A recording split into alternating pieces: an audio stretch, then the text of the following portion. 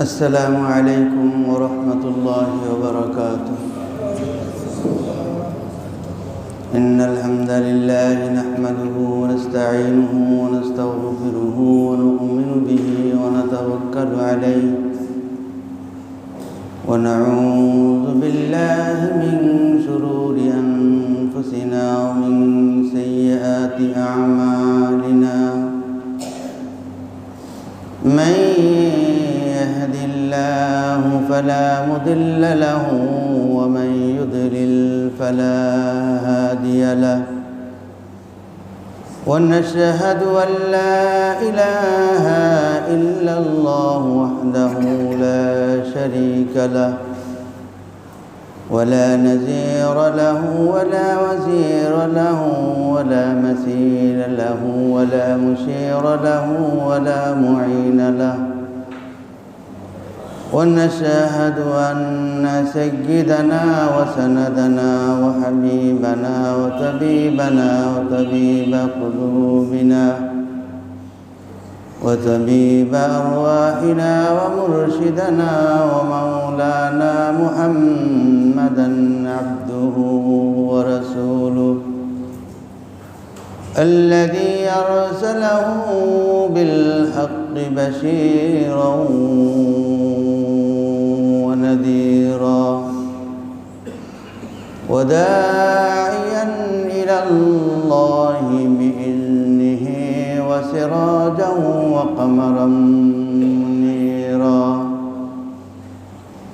اللهم صل على سيدنا ومولانا محمد في أول كلامنا.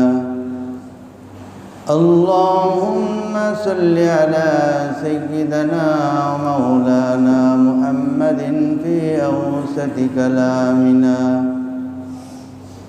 اللهم صل على سيدنا ومولانا محمد في آخر كلامنا.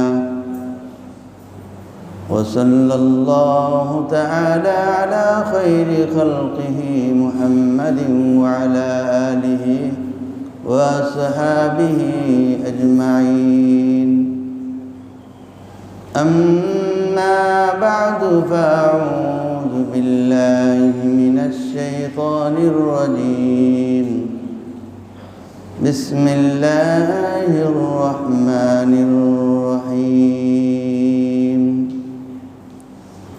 وممن حولكم من الأعراب منافقون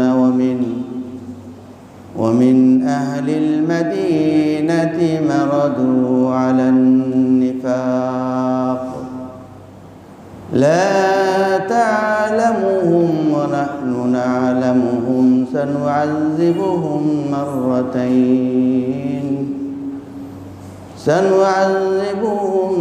مرتين ثم يردون إلى عذاب عظيم. صدق الله مولانا العظيم. وقال رسول الله صلى الله عليه وسلم: علامة المنافق ثلاث: إذا حدث كذب وإذا وعد أخلف وإذا اؤتمن خان، أو كما قال عليه الصلاة والسلام। उपस्थित वाजिबुल एहतराम मोहतरम और मुअज़्ज़ज़ मुसल्लिन किराम,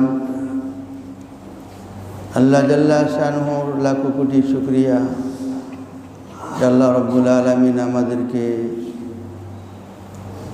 এই পবিত্র জুমা মুবারকে জুমার নামাজের আগে আগে উপস্থিত হয়ে দিনে কিছু আলোচনা করা এবং শুনবার আল্লাহ পাক আমাদের তৌফিক দান করেছেন। এই জন্য প্রত্যেকেই আমাদের অন্তরের অন্তঃস্থল থেকে শুকর আদায় করি, আলহামদুলিল্লাহ।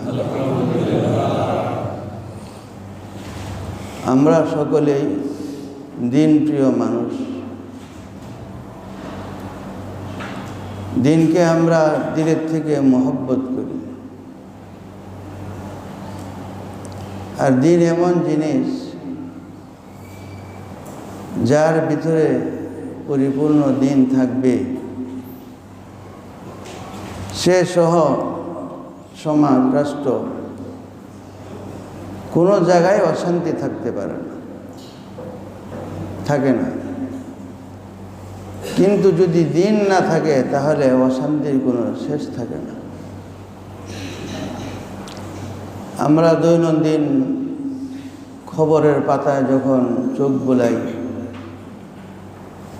যে মানুষ কত নিষ্ঠুর, কত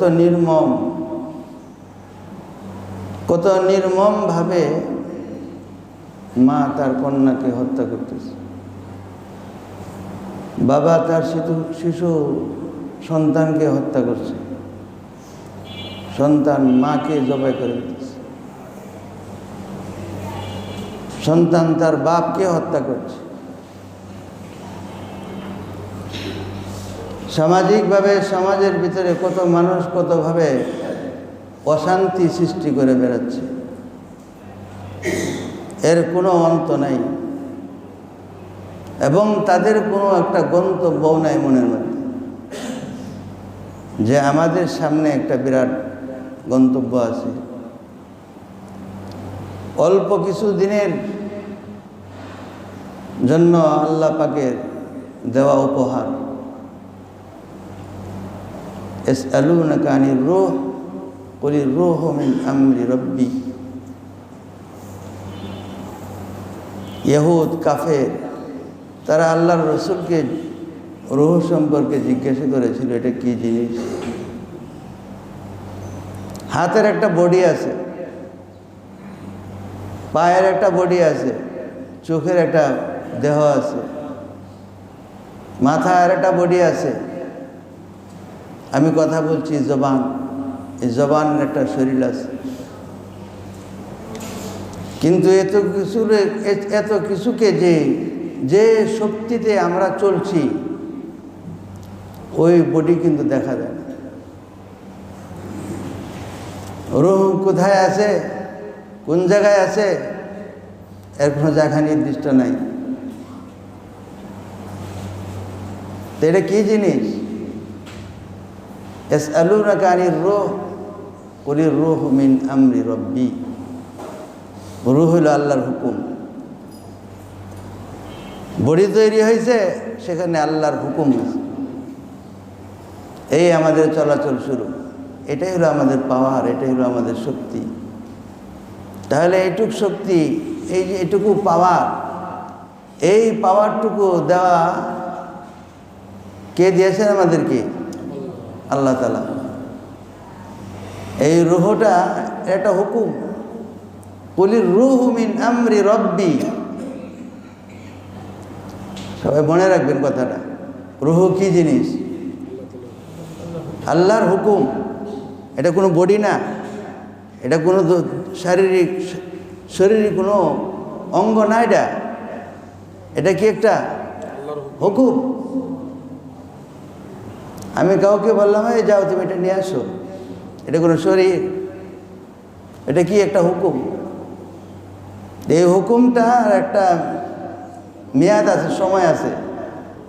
এই সময় পর্যন্ত বডি চলবে, শরীর চলবে। কিন্তু যখন আল্লাহ তাআলা এই হুকুমটা উঠায় নেবেন, সেই হুকুমটাই হলো আমাদের মওত।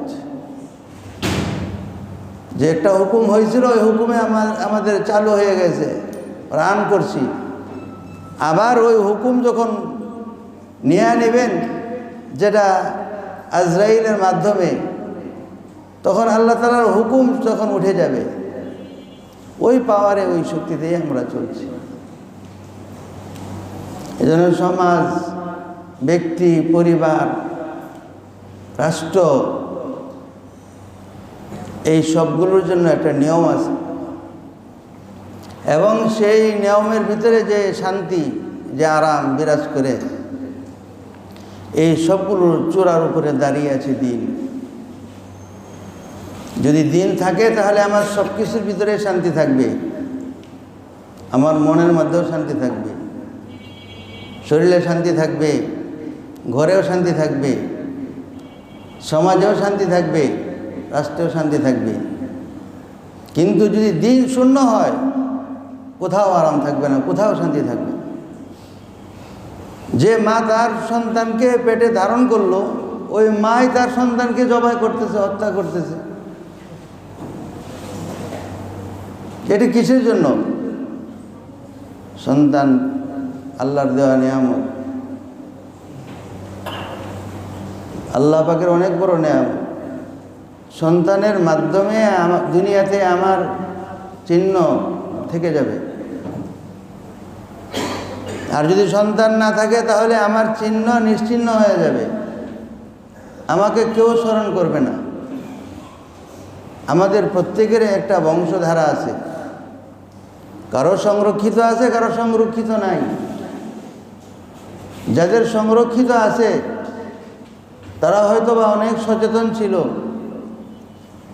শিক্ষা দীক্ষায় সব দিক দিয়ে তারা জ্ঞানী গুণী ছিল, তারা তাদের বংশকে রক্ষা করছেন। 14 পুরুষ পর্যন্ত অনেকেরই জানা আছে। একবারে সিলসিলায় নসব কোন পর্যন্ত সেটাও জানা আছে। তখন আমার সিলসিলার মধ্যে কে কে ছিল, যদি এটা থাকে, সংরক্ষিত থাকে, মানুষ এটাকে নিয়ে আনন্দিত হয়, গর্ব করে যে আমার দাদা এই দেশের বাদশাহ ছিল, প্রধানমন্ত্রী ছিল, অথবা এই দেশের আমার দাদা অনেক বড় একজন আলেমে দ্বীন ছিলেন।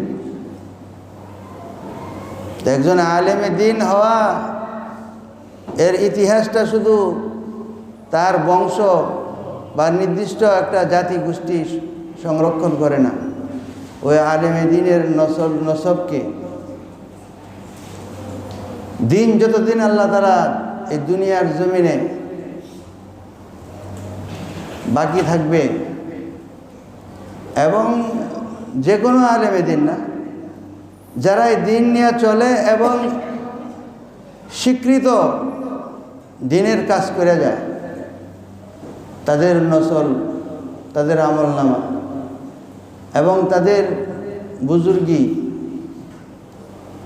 এবং তাদের যে আখলাক, তাদের যে নৈতিকতা, এই যে মানুষের সমাজে সমাজে জায়গায় জায়গায় শিক্ষণীয় হয়ে থাকে। প্রত্যেকটা ব্যক্তি, তাদেরকে আমরা মহামনীষী বলি। তাদেরকে মানুষ স্মরণ করে। আমরা হাদিস পড়ি, হাদিস পড়াই। হাদিস যে পড়ি, আমি যার কাছে হাদিস পড়লাম, তিনি যার কাছে হাদিস পড়লেন, তিনি যার কাছে হাদিস পড়লেন, এভাবে উপরে যাইতে যাইতে দেখা যায় এই প্রত্যেকটা ব্যক্তি হাদিসের সিলসিলা যায় জনাব মুহাম্মদ রাসূলুল্লাহ সাল্লাল্লাহু আলাইহি ওয়াসাল্লাম পর্যন্ত পৌঁছে যায়। তাহলে এটা কীভাবে দেখেন, কত সুন্দর জিনিস ইলমে দ্বীন। যে আমার সন্তান যদি দুনিয়াতে নাও থাকে, আমার পর্যন্ত এটা দুনিয়ার মানুষ সংরক্ষণ করবে, মানুষ মনে রাখবে, এটা লিখিত হয়, এটা ডায়েরি হয়, ডায়েরিতে এই নামগুলো লেখা থাকে। আমাদের উস্তাদদের নাম, আমাদের উস্তাদদের নাম আমাদের ডায়েরিতে আছে, আমরা সব সংরক্ষণ করে রাখি। শুধু তাই না, যে আমাদের যে সাথী ভাই আছে, যারা আমাদের সাথে পড়াশোনা করছে, যে আসলে সে জানতো না যে একটা সময়ে একটা পজিশনে সে চলে যাবে, একজন হাদিসের উস্তাদ হয়ে যাবে, সে হয়তো কল্পনা করে নেই। কিন্তু নিয়মতান্ত্রিক ধারাবাহিক অধ্যবসায়না, পড়াশোনা এবং এই এলেমের লাইনে থাকার কারণে আল্লাহ তাআলা তাকে হাদিসের মসনদ পর্যন্ত পৌঁছায় দিয়েছে। এখন সে চিন্তা করে, আরে আমি যার কাছে হাদিস পড়লাম, যে ওনাদের যে উস্তাদের উস্তাদ জানা নেই। আমার এরকম হয়েছে অনেক সময়, যে আমার কোনো ছাত্র আমাকে জিজ্ঞাসা করছে, হুজুর আপনি এই হাদিসের কিতাব কার কাছে পড়ছেন? তা আমার তখন যেহেন সজাগ হয়ে গেছে, আরে এটা তো খুবই গুরুত্বপূর্ণ জিনিস, এটা তো শুধু ওই ছেলে বা ওই ছাত্র, শুধু আমি না, এই সিলসিলা পুরোটাকে তারা ধারণ করছে। এইভাবে হযরত মুহাম্মদুর রাসূলুল্লাহ সাল্লাল্লাহু আলাইহি ওয়াসাল্লাম পর্যন্ত যে হাদিস পৌঁছতেছে। হযরত মুহাম্মদুর রাসূলুল্লাহ সাল্লাল্লাহু আলাইহি ওয়াসাল্লাম তিনি কে? যে সমগ্র মানব জাতির রাহবর ছিলেন, মানুষকে দ্বীন শিক্ষা দিয়ে গেছেন। এই জন্য বিভিন্ন সময়ে যে বাধাপ্রাপ্ত হয়েছেন, দমে যাননি, দান মুবারক শহীদ হয়েছে, শরীর রক্তাক্ত হয়েছে, কিন্তু আল্লাহ পাক এর হুকুম ছিল দিন পৌঁছানো। বাল্লিগু আন্নি ওয়ালাউ আয়া, ইয়া আইয়ুহার রাসূল বাল্লিগ মা উনজিলা ইলাইকা ওয়া ইল্লাম তাফআল ফামা বাল্লাগতা রিসালাতা। যে তোমার কাজ হলো এই রিসালাত মানুষের কাছে পৌঁছানো। যদি তুমি না পৌঁছাও তাহলে তুমি তোমার দায়িত্বকে পালন করো। এই রিসালাতের দায়িত্ব উম্মতের উপরে, গোটা উম্মতের উপরে। এর পথ প্রদর্শন করবে উলামায়ে উম্মত। উলামায়ে উম্মত যাকে শিক্ষা দিবে তাদের উপরে তখন দায়িত্ব চলে আসে এই দিনকে মানুষের কাছে পৌঁছানো। আজকে আমাদের বিশেষ করে তরুণ সমাজ, যুব সমাজ, তারা ধ্বংসের পথে আছে। আপনি যদি নৈতিকতা নিজের সন্তানকে শিক্ষা দিতে না পারেন, এই সন্তানকে সোজা পথে রাখা বড় মুশকিল। এই সাম্প্রতিক পরীক্ষা গেল, যে পরীক্ষার মধ্যে কত লক্ষ ছেলে পরীক্ষা দিছে আর কত লক্ষ ফেল করছে, লাখে লাখে ফেল করছে, হাজারে হাজারে পরীক্ষায় নাই। তাহলে এই ছেলেগুলো, আমাদের এই তরুণ সমাজ, তাদের সামনে তো তাদের ভবিষ্যৎ অন্ধকার। এরা তো বিভিন্ন ক্রাইমের সাথে জড়িত হবে, বিভিন্ন অপরাধের সাথে জড়িত হবে।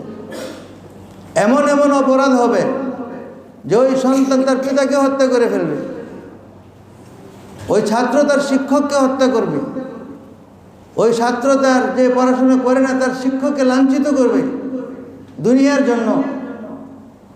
কেন? যে তাদের ভিতরে নৈতিক কোনো শিক্ষা নাই, দিনই কোনো জ্ঞান নাই, দিনের কোনো আমল নাই, এলেম নাই। সর্বনাশ। যখন আকায়েদকে, আকিদাকে সে সহি করতে না পারে, তার আমল সম্ভব না, কোনোদিন হবে না। মুনাফিক ছিল এক সময় রাসূলুল্লাহ সাল্লাল্লাহু আলাইহি সাল্লামের যুগে, কিন্তু আল্লাহর রাসূলের উপরে তখন ওহী আসতো। সমাজে মুনাফিক আছে, অনেক মুনাফিক, যে দুইজনের ভিতরে লাগাই দেয়, কিন্তু আমরা হয়তো জানি না, চিনিও না। কিন্তু আল্লাহর রাসূল সাল্লাল্লাহু আলাইহি সাল্লামের জামানায় মুনাফিক ছিল, তখন হুজুর বলছেন ওয়া মিম্মান হাওলাকুম মিনাল আরাবি মুনাফিকুন। আরে তোমার আশেপাশে যারা বসে থাকে, এখানে কিছু বেদুইন লোক আছে, বদ্দু, এরা হলো মুনাফিক। তোমার লগেই থাকে, তারা তোমার সমাজেই তারা বাস করে, কিন্তু তারা তোমার ভালো চায় না, এরা হলো মুনাফিক। ওয়ামিন আহলিল মাদিনাতি মারাদু আলান নিফাক।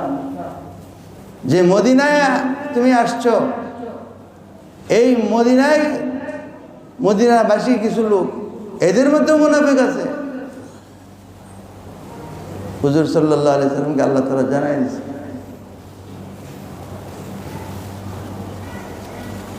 শুধু এটাই না, লিডার ছিল, লিডার অফ হিপোক্রিট, মুনাফিকদের দলের লিডার আব্দুল্লাহ বিন উবাই বিন সুলুল। তার নেতৃত্ব ছিল, সবচেয়ে বড় নেতা ছিল তখন মদিনা। কিন্তু আল্লাহ রাসূল সাল্লাল্লাহু আলাইহি ওয়াসাল্লাম যখন হিজরত করে মদিনা চলে গেলেন, তখন তার নেতৃত্ব হাওয়া হয়ে গেছে, শূন্যে চলে গেছে। এই জন্য নেতৃত্ব এটা সাংঘাতিক খারাপ জিনিস। নেতৃত্ব যখন চলে আসে তখন একটা মোহ চলে আসে, তখন কারো ভালো তার কাছে ভালো লাগে না। যে আমার নেতৃত্ব চলে গেল, আমার ক্ষমতা চলে গেল, আমার পাওয়ার চলে গেল। হযরত নবী আলাইহিস সালাতু ওয়াস সালাম বারবার তাকে সতর্ক করছেন, সাবধান করছেন। মৃত্যুর সময় পর্যন্ত ছেলে, তার নাম হলো আব্দুল্লাহ বিন উবাই বিন সুলুল। মুনাফিকের নাম হলো আব্দুল্লাহ বিন উবাই, ছেলের নামও আব্দুল্লাহ, বাবার নামও আব্দুল্লাহ। নবী আলাইহিস সালাতু ওয়াস সালামের কাছে এসে বলছেন, ইয়া রাসূলুল্লাহ, আপনার ওযুর উচ্ছিষ্ট পানি একটু আমারে দেন। কি করব? আমার আব্বা এখন মুমূর্ষ অবস্থায় আছে, লাভ কি? হইতে পারে আপনার পানির বরকতে সে মুনাফিকি ছেড়ে হয়তো মুসলমান হয়ে যায়। সন্তান নেক হইলে বাবার ভালো চায়, আর সন্তান যদি অসৎ হয়, বাবা বৃদ্ধ হয়ে গেলে তার মত কামনা করে। মাআযাল্লাহ, আল্লাহ আমাদেরকে এরকম মন মানসিকতা থেকে হেফাজত করে। কারণ মুনাফেকের তিনটা জিনিস প্রিয়, মুনাফের কাছে তিন জিনিস প্রিয়, জায়গাটা পরে বলি। তো হুজুর সাল্লাল্লাহু আলাইহি ওয়াসাল্লাম তাকে পানি দিলেন। পানি দেওয়ার পরে পিতার কাছে নিয়ে গেছে মুনাফিকের আব্দুল্লাহ বিন উবাইয়ের কাছে, বলল, আব্বা এই পানিটা পান করেন। কিসের পানি? আপনি পান করেন। কোথায় থেকে আনছো? নবীজির উচ্ছিষ্ট পানি ছিল, এটা আপনার জন্য নিয়ে আসি। এটা না, এই পানি না এনে যদি কারো পেশাব লয়ে যেতাম, এটা আমার কাছে ভালো লাগতো। কারো যদি নসিবে ঈমান না থাকে, দিন না থাকে, আল্লাহ যদি কবুল না করে, এই ধরনের মারাত্মক কথা মুনাফিকের দ্বারাই সম্ভব। এই জন্য সমাজে যখন কোনো মুনাফিক হয়, মুনাফিকের দ্বারা এরকম মরণঘাতী, আত্মঘাতী, সাংঘাতিক এই ধরনের কথা, এমন কিছু সিদ্ধান্ত ওই সকল মুনাফিকদের দ্বারা ঘটে, কারণ মুনাফিকদের দ্বারাই ঘটিত সম্ভব। হে নবী, তোমার আশেপাশে থাকে, এরা অন্য কোথাও থাকে না। ওয়ামিম্মান হাওলাকুম মিনাল আরাবি মুনাফিকুন, এই মুনাফিকরা তোমার কাছেই থাকে। ওয়ামিন নাহলিল মাদিনাতি মারাদু আলান নিফাক, এরা মদিনাবাসী, এরাই মুনাফিকের উপর অতিরঞ্জিত এবং বাড়াবাড়ি করছে। এরা কিন্তু তোমার দূরের লোক না, এদের থেকে হুঁশিয়ার, সাবধান। মারা গেছে, আয়েশা বলছে, ইয়া রাসূলুল্লাহ, আপনার জামা দিয়ে দেন। কেন? আমার আব্বা মারা গেছে, এদের কাফন পরান। কি হবে? হইতে পারে আল্লাহ আপনার মোবারক জামার বিনিময়ে হয়তো তাকে মাফ করে দিতে পারে। হযরত নবী আলাইহিস সালাতু ওয়াস সালাম জামা একটা না, দুইটা জামা তাকে দিয়েছে, দুইটা জামা তাকে দিয়েছে। হযরত ওমর ফারুক রাদিয়াল্লাহু আনহু দাঁড়ায় গেছে, ইয়া রাসূলুল্লাহ, প্রকাশ্য শত্রু, প্রকাশ্য ইসলামের দুশ্মন, তারে আপনার জামা দিয়ে দিলেন। ইতিমধ্যে মুনাফিকের ছেলে মুসলমান, সে আসে বলছে, ইয়া রাসূলুল্লাহ, কিন্তু জানাজার নামাজ পড়ে। আল্লাহ রসুল ওইটার জন্য তৈরি হয়ে গেছে, জানাজার নামাজও পড়ে। উমর ফারুক আরো তেলে বেগুনে জ্বলে। কারণ হযরত উমর ছিল হযরত মুসা আলাইহিস সালামের মতো সাংঘাতিক, অনেক তেজি। একটা শিশু বাচ্চারা খেলাধুলা করতেছে, ওখান থেকে একটা শিশু বাচ্চাকে হযরত খিজির হত্যা করলো। মুসা আলাইহিস সালামকে, আপনি নিরপরাধ একটা শিশু বাচ্চাকে হত্যা করলেন।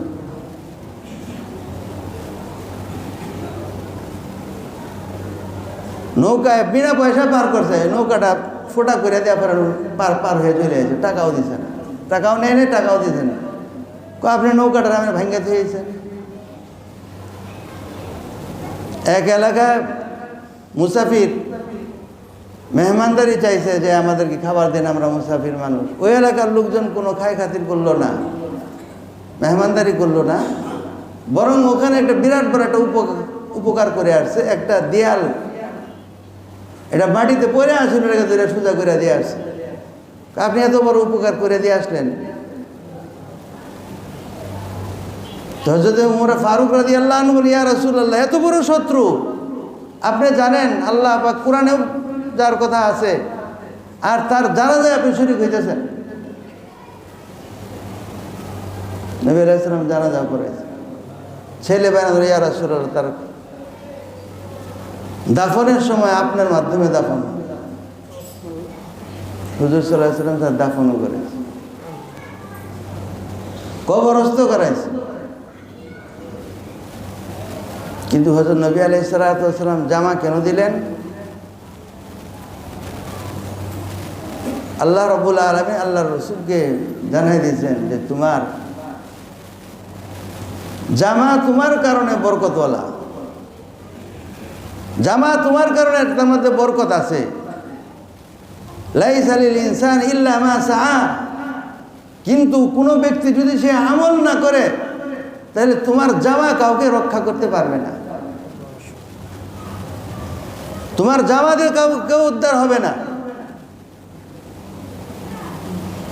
সাওয়াউন আলাইহিম আস্তাগফারতা লাহুম আম লাম তাস্তাগফির লাহুম লা ইয়াগফিরাল্লাহু লাহুম ইন্নাল্লাহা লা ইয়াহদিল কওমাল ফাসিকিন। তুমি ক্ষমা প্রার্থনা করো বা না করো, ইস্তাগফারতা লাহুম আম লাম তাস্তাগফির লাহুম লা ইয়াগফিরাল্লাহু লাহুম, তুমি এই মুনাফিকের জন্য দোয়া করলেও আল্লাহ তাদেরকে ক্ষমা করবেন না। কত বড় মারাত্মক অপরাধ! হযরত নবী আলাইহিস সালাতু ওয়াস সালাম মদিনার দিকে যাচ্ছেন, রাস্তার মধ্যে দেখে কবরে আযাব হইতেছে। তো কবরে আযাব হইতেছে, হুজুর ওহীর মাধ্যমে জানতে পারছেন, দাঁড়ায় গেছে, জবাব স্টপ করে দিয়েছে, খোঁজ খবর নিচ্ছেন যে তার উপরে আযাব হইতেছে কেন, কেন আযাব হচ্ছে তার উপরে। মানুষের কাছে জানছে যে সে কি করত, তারপরে আযাব হইতেছে। তো হুজুর সাল্লাল্লাহু আলাইহি ওয়াসাল্লাম মানুষের কাছে এটা জানতে পারলেন সে আন-নামিমা, এ মানুষের কথা এখান থেকে নিয়ে ওখানে লাগাইছে। আমার জানা মতে হুজুর কারো কবরের আযাব, আরেকজন আছে যে কবরের আযাব হুজুর শুনতেছেন আর হুজুরের যাত্রা বিরতি করছেন, এরকম কোনো হাদিস পাওয়া যায় না। এই ব্যক্তির যে এখানের কথা নিয়ে ওখানে লাগাই দেয়, চুগলখড়ি করে, তার কবরের মধ্যে আগুন জ্বলতেছে, হুজুর দেখতেছে। ওই যে পরে আমরা কবরের মধ্যে খেজুরের ডাল লাগাই দিই না, বাহ্যিকভাবে আমরা হয়তো এটাকে সুন্নতই মনে করি, হয়তো হইতেই পারে হুজুরে আমল করছেন, কিন্তু হুজুর সাল্লাল্লাহু আলাইহি সাল্লাম তখন ওই কবরের উপরে একটা খেজুরের ডাল লাগাই দিয়েছে, যেটা হইলো যে শুধু একটা সান্ত্বনার জন্য। যখন আযাব হচ্ছে, জানাজানি হয়ে গেছে, হুজুর বলে গেছেন যে হয়তো এই আযাবের, এই গাছের ডাল শুকানোর আগে আল্লাহ হয়তো তার আযাব মাফ করে দেবে, তার ফ্যামিলি যাতে সন্তুষ্ট হয়ে যায়, বাকি মুআমালা আল্লাহর হাতে। এই চুগলখড়ির কারণে নবীজির যাত্রাপথ বিরতি হইল, আর এই চুগলখড়ির কারণে মানুষ তাদের গন্তব্যে পৌঁছাতে দেরি হইল, কত সমস্যা হইল। আর এই চুগলখড়ির কারণে হুজুর সাল্লাল্লাহু আলাইহি ওয়াসাল্লাম যে আযাব সেখানে দেখলেন, তাহলে এটা কত বড় মারাত্মক অপরাধ। এটা হুজুর সাল্লাল্লাহু আলাইহি ওয়াসাল্লামকে আল্লাহ বলেন, সাওয়াউন আলাইহিম ইস্তাগফারতাহু লাহুম আম লাম তাস্তাগফির লাহুম লা ইয়াগফিরাল্লাহু লাহুম। এর অর্থ হইল যে ওই যে মুনাফিক আব্দুল্লাহ বিন উবাই বিন সুলুল, এই উবাই বিন সুলুল সে নামাজ পড়তো কার পিছনে? নবীজির পিছনে। আল্লাহর রসুলের পিছনে নামাজ পড়তো, আল্লাহর রসুলের পিছনে নামাজ পড়েও তার নামাজ কবুল। আর কই যাইবেন যে নবীর পিছনে নামাজ পড়ে আর নামাজ কবুল হয় না, আর কি আশা করা যায়?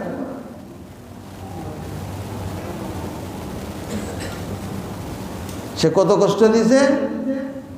আম্মা জান আয়েশা সিদ্দিকা রাদিয়াল্লাহু আনহার উপরে তহমত লাগাইছে, বেবিচারীর তহমত লাগাইছে। এত তহমত, এত বড় অপরাধ করার কারণে যে হযরত আম্মা জান আয়েশা রাদিয়াল্লাহু আনহার সপক্ষে আল্লাহ সাক্ষী দিছে যে আয়েশা সে সম্পূর্ণ, সে নিরাপদ। সে আয়েশা হযরত নবী আলাইহিস সালাতু ওয়াস সালামের সবচাইতে আদরের বিবি ছিল। সাহাবী জিজ্ঞাসা করছে, ইয়া রাসূলুল্লাহ, আপনি সবচাইতে কারে বেশি ভালোবাসেন? কইছে, হুজুর বলছেন যে আয়েশাকে ভালোবাসি।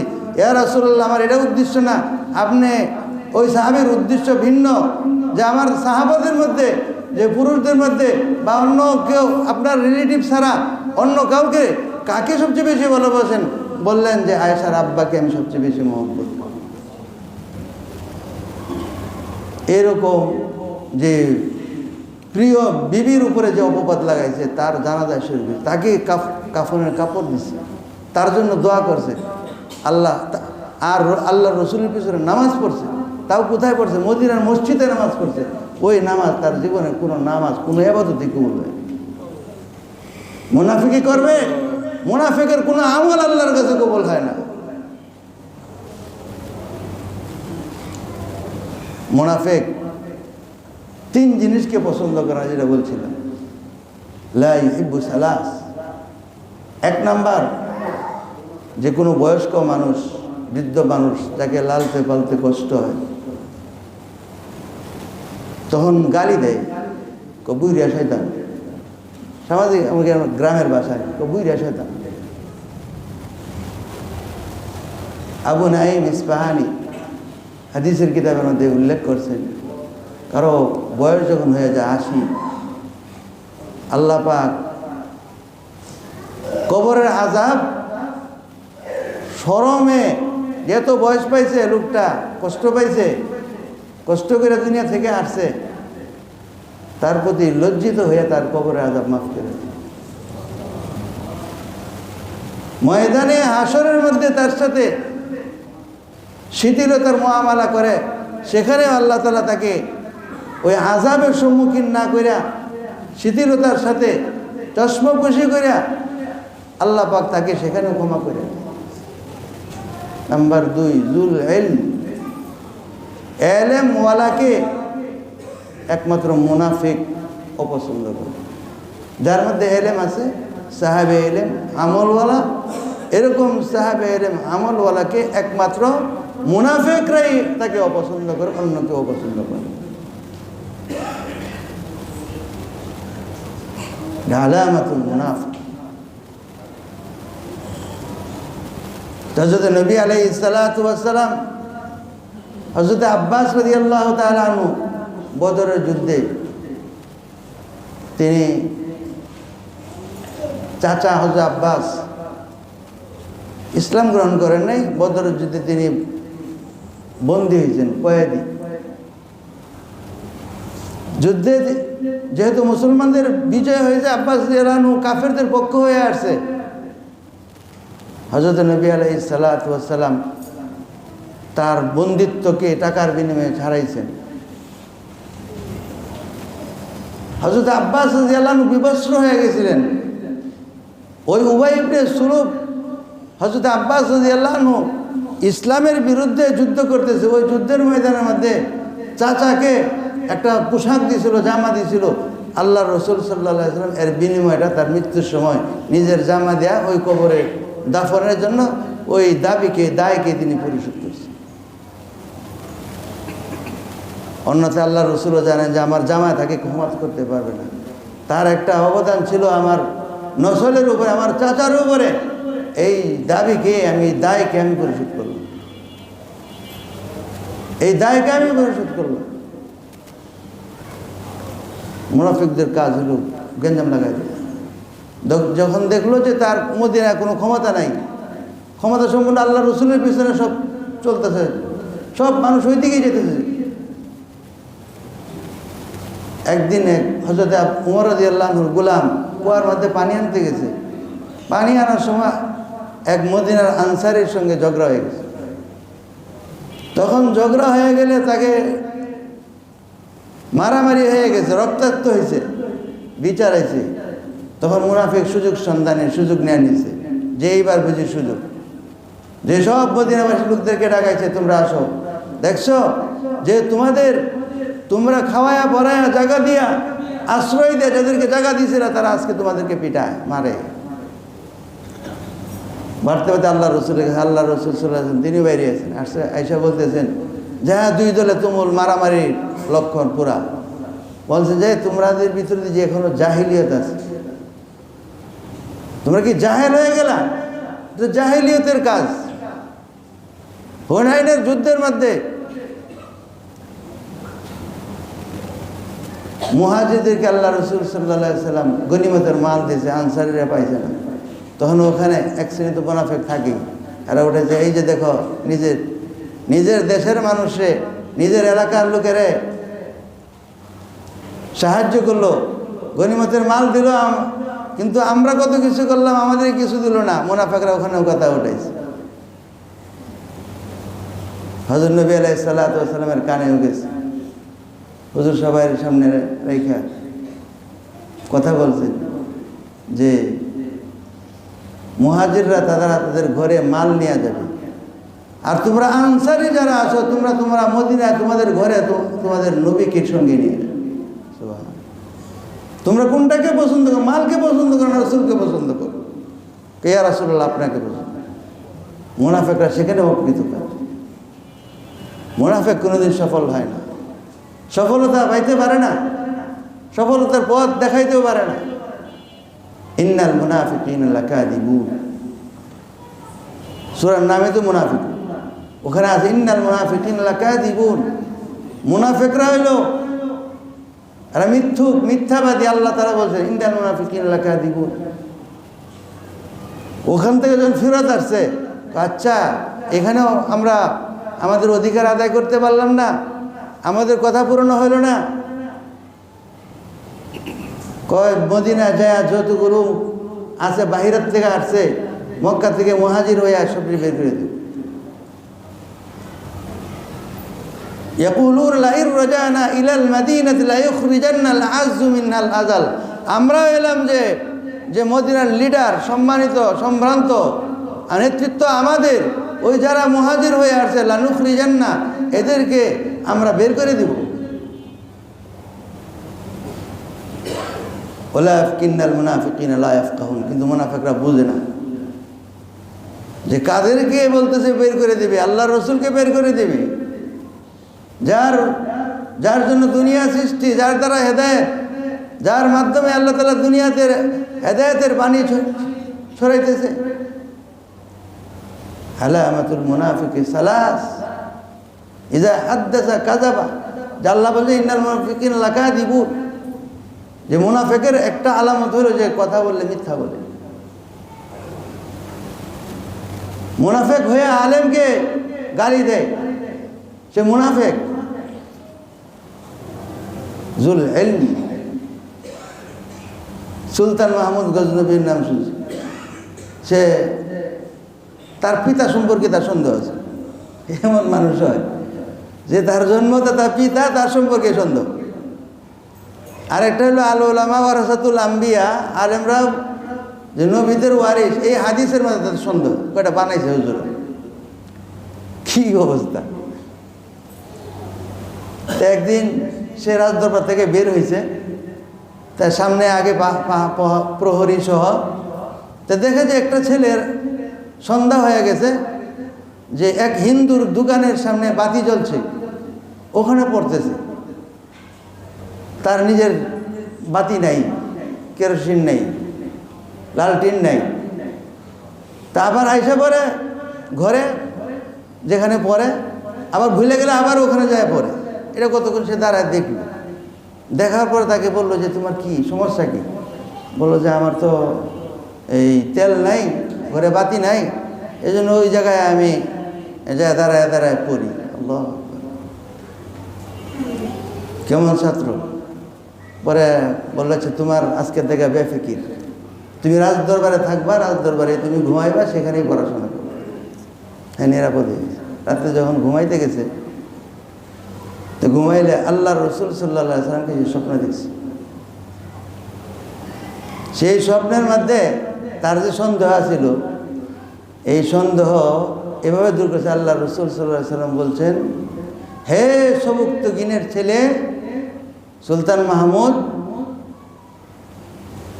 তুমি আমার নবীর ওয়ারিসকে, আমি নবীর ওয়ারিসকে তুমি এইভাবে সম্মানিত করেছো, আশ্রয় দিয়েছো, কাল হাসরের ময়দানে তোমাকে সুপারিশ করে জান্নাতে নিয়ে যাবে। তাহলে এক স্বপ্নের দ্বারা তার কয় জবাব হইল, কি পাইল? জান্নাতে সুসংবাদ পাইছে, নবীজির স্বপ্নে দেখা পাইছে, নবীজির সুপারিশের কথা পাইছে। ওই পিতা সম্পর্কে যে তার সন্দেহ আছিল যে সবুক্তগিন আসলে আমার পিতা কিনা, এটা আমার সন্দেহ, এই সন্দেহ নবীজির স্বপ্নের দ্বারা পিতার সন্দেহ তার দূর হয়ে গেছে। আর আল উলামা ওয়ারাসাতুল আম্বিয়া, এই হাদিসের উপর তার যে সন্দেহ, এই সন্দেহ দূর হয়ে গেছে। সুবহানাল্লাহ।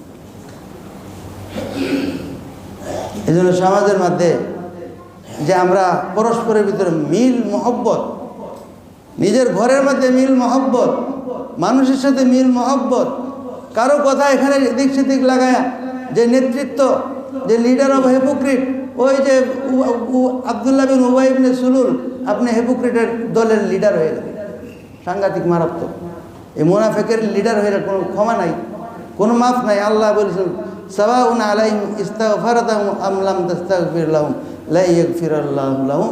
মুনাফিকের কোনো আমল আল্লাহ কবুল করেন। আল্লাহ তাআলা আমাদেরকে আমল করার তৌফিক দান করুন। ওয়া আখিরু দাওয়ানা আলহামদুলিল্লাহ।